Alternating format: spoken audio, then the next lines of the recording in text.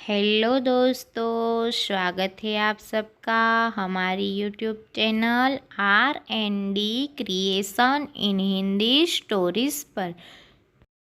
आज की हमारी स्टोरी है श्री कृष्ण ने आधी रात में क्यों लिया था जन्म। जाने पूरी कहानी तो अंत तक ज़रूर से सुनिएगा। भाद्रपद कृष्ण अष्टमी तिथि की आधी रात को मथुरा के कारागार में वासुदेव की पत्नी देवकी के गर्भ से भगवान श्री कृष्ण ने जन्म लिया था। श्री कृष्ण के जन्म की इसी शुभ घड़ी का उत्सव पूरे देश में धूमधाम से मनाया जा रहा है। द्वापर युग में श्री कृष्ण ने बुधवार को रोहिणी नक्षत्र में जन्म लिया था। अष्टमी तिथि को रात्रिकाल अवतार लेने का प्रमुख कारण उनका चंद्रवंशी होना है। श्री कृष्ण चंद्रवंशी, चंद्रदेव उनके पूर्वज और बुध चंद्रमा के पुत्र है। इसी कारण चंद्रवंश में पुत्रवत जन्म लेने के लिए श्री कृष्ण ने बुधवार का दिन चुना। आधी रात में क्यों लिया था जन्म। मथुरा के पंडित अमित शर्मा ने आज तक को बताया कि रोहिणी चंद्रमा की प्रिय पत्नी और नक्षत्र है। इसी कारण कृष्ण रोहिणी नक्षत्र में जन्मे। अष्टमी तिथि शक्ति का प्रतीक है। कृष्ण शक्ति संपन्न स्वयंभू व परब्रह्म है, इसलिए वो अष्टमी को अवतरित हुए। कृष्ण के रात्रिकाल में जन्म लेने का कारण ये है कि चंद्रमा रात्रि में निकलता है और उन्होंने अपने पूर्वज की उपस्थिति में जन्म लिया। पूर्वज चंद्रदेव की भी अभिलाषा थी कि श्री हरि विष्णु मेरे कुल में कृष्ण रूप में जन्म ले रहे हैं, तो मैं इसका प्रदर्शन दर्शन कर सकूं।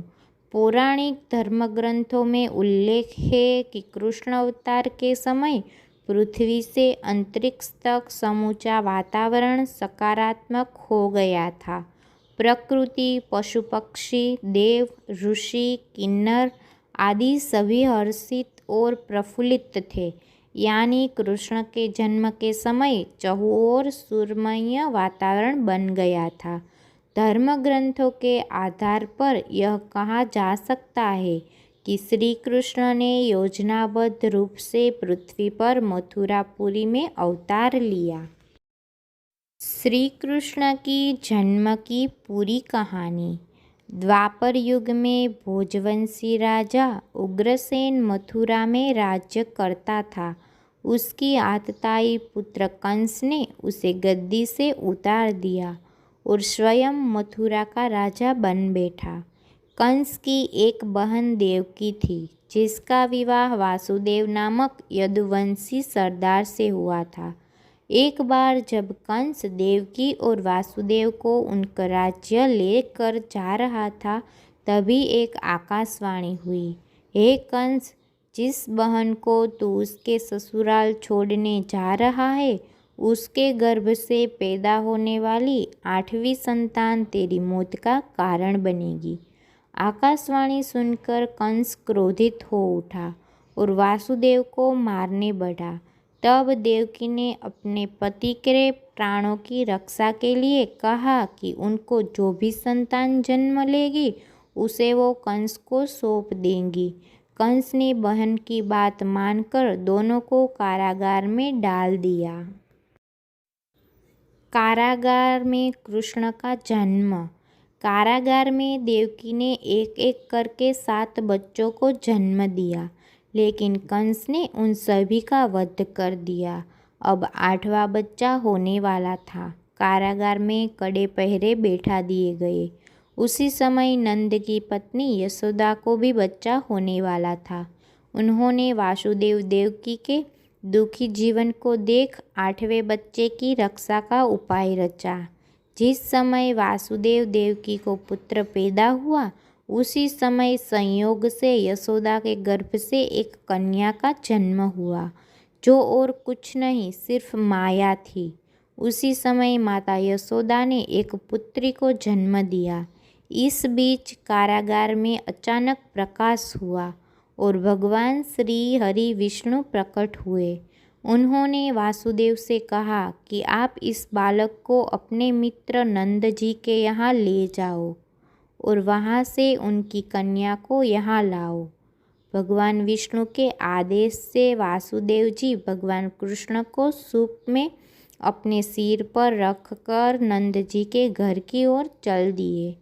भगवान विष्णु की माया से सभी पहरेदार सो गए। कारागार के दरवाजे खुल गए।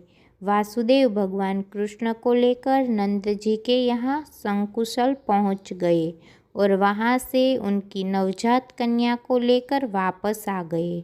जब कंस को देवकी की 8वीं संतान के जन्म की सूचना मिली, वह तात्कालिक कारागार में आया और उस कन्या को छीनकर पृथ्वी पर पटकना चाहा, लेकिन वह कन्या उसके हाथ से निकलकर आसमान में चली गई। फिर कन्या ने कहा, हे मूर्ख कंस, तुझे मारने वाला जन्म ले चुका है और वह वृंदावन पहुंच गया है। अब तुझे जल्द ही तेरे पापों का दंड मिलेगा। वह कन्या कोई और नहीं, स्वयं योग माया थी। तो दोस्तों, कैसी लगी हमारी ये कहानी वो कमेंट करके कमेंट बॉक्स में ज़रूर से बताइएगा। और ऐसी ही कहानियाँ सुनने और देखने के लिए हमारी चैनल को लाइक करिए, शेयर करिए और सब्सक्राइब करिए। धन्यवाद। जय श्री कृष्ण।